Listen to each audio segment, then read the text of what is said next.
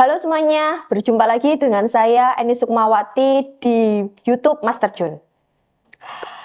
Pada kesempatan kali ini saya akan membahas bagaimana caranya tanah yang berstatus surat girik diubah menjadi sertifikat hak milik. Untuk teman-teman yang masih punya tanah girik atau berstatus letter C atau petok D, silahkan teman-teman itu berbagi pengalaman di kolom komentar di bawah ini. Jangan lupa subscribe dan komen. Surat girik merupakan surat tanah yang tidak diakui oleh Badan Pertanahan Nasional. Dan surat girik bukan merupakan bukti kepemilikan yang sah atas tanah. Lalu, apa fungsinya surat girik? Surat girik pada zaman dahulu itu digunakan untuk membayar pajak. Jadi, pada zaman dahulu, orang tua kita dulu itu ada pembagian tanah. Lalu, untuk memastikan dan untuk mempermudah siapa yang mengelola tanah, siapa yang harus bayar pajak, maka sama pemerintah pada saat itu dibuatlah surat girik. Jadi surat girik itu fungsinya adalah untuk mengetahui siapa yang menguasai tanah, siapa yang harus membayar pajak atas tanah tersebut.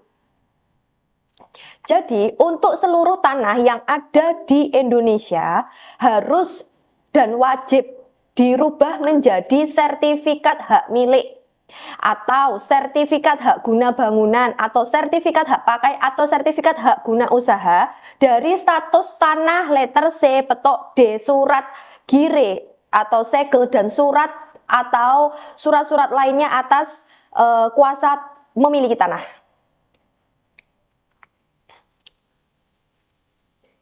Nah, dengan begitu banyaknya permasalahan atas tanah, itu kenapa? Itu disebabkan karena banyak tanah yang belum berstatus sertifikat. Sehingga tanah yang belum berstatus sertifikat itu tidak memiliki kepastian hukum, tidak memberikan jaminan hukum kepada pemilik. Sehingga mulai tahun ini hingga tahun depan, untuk teman-teman yang masih memiliki status tanah yang masih berstatus letter C, petok D, surat girik, silahkan dikonversikan ke sertifikat. Oleh sebab itu, sertifikat itu sangat penting karena sebagai bukti akte otentik atas kepemilikan tanah yang bisa memberikan perlindungan hukum, memberikan kepastian hukum kepada pemiliknya karena sudah diakui oleh negara dan juga sudah diakui oleh negara. Nah, di sini saya akan memberikan tips bagaimana caranya mengubah status tanah dari surat girik menjadi sertifikat. Untuk teman-teman sekalian yang mau mengubah menjadi sertifikat, silahkan datang ke kantor pertanahan atau ke Badan Pertanahan Nasional. Silahkan teman-teman datang ke BPN, tanya ke resepsionis atau tanya ke satpam, kemudian minta, Pak, Bu, saya mau ngurus sertifikat, saya harus kemana? Kemudian nanti oleh pihak satpam akan dilanjutkan kepada kepada loket konsultasi. Biasanya setelah teman-teman itu datang ke loket konsultasi di BPN, teman-teman akan diarahkan bagaimana caranya mengurus sertifikat. Kalau pengalaman saya, mereka akan memberikan satu kertas yang berisi persyaratan apa yang harus diurus dalam pengurusan sertifikat. Yang pertama yang harus disiapkan adalah letter C, petok D, dan juga surat girik yang asli. Kemudian dari surat girik yang asli itu silahkan difotokopi. Setelah difotokopi, silahkan dilegalisir ke kantor desa.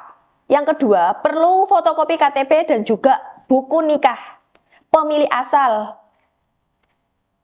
Ketiga, yang perlu disiapkan adalah akte jual beli. Lalu, kalau jual belinya di bawah tahun 1097 belum ada AJB, apakah bisa? Bisa. Silahkan Bapak Ibu, kalau memang di bawah tahun 1997, Bapak Ibu tidak punya AJB, Bapak Ibu punyanya IJB atau PPJB atau kwitansi, silahkan dibawa dalam pengurusan sertifikat. Yang keempat, apa yang harus dibawa? Yang harus dibawa adalah PBB, bukti bayar pajak Bapak Ibu sekalian kepada negara. Untuk PBB, silakan dibawa yang asli dan fotokopi.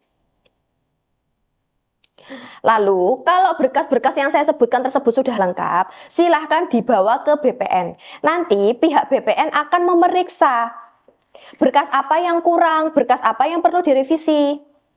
Dan perlu catatan, untuk masing-masing badan pertanahan nasional, biasanya itu persyaratannya itu beda-beda. Namun tidak beda terlalu jauh. Baik, jadi itu yang dapat saya sampaikan terkait dengan pengurusan sertifikat dari tanah yang berstatus surat gire, letter C atau petok D. Silahkan untuk teman-teman sekalian yang tanahnya itu belum sertifikat, silahkan diurus dari sekarang. Daripada menunggu-menunggu nanti akan ribet. Lebih baik kita ribet ngurusi pengurusan sertifikat daripada kita ribet ngurusi tanah karena diambil oleh mafia tanah. Baik teman-teman sekalian, itu yang dapat saya sampaikan, semoga bermanfaat.